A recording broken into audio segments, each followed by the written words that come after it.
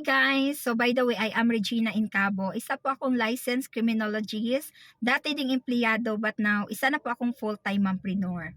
So nag-avail ako ng system sa Global Pinoy Travel and Tours for extra income lang noon. Gusto ko ang concept kasi local and international ang pwede mo nang maibook plus may tour packages pa. And may customer support assistance sa aming mga travel agent. Doing the business na wala akong pesto as a travel affiliate, kumita ako sa ticketing this year lang ng 300,000 plus meron akong mga naipapasok na tutulungan na maging travel agents. So sila din kumikita sa system.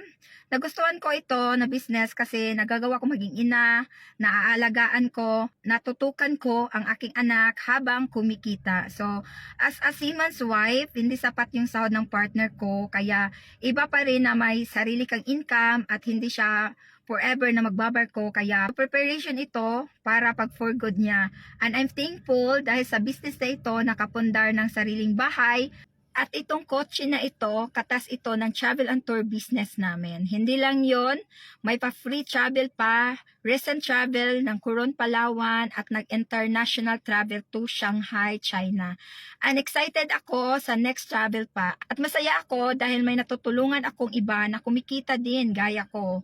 Now, full-time ng travelpreneur na may time freedom. Kung ikaw din gusto kumita na nanay gaya ko, subukan mo lang, baka makatulong kami sa iyo. Thank you, Global Pinoy Travel and Tours and Mentors.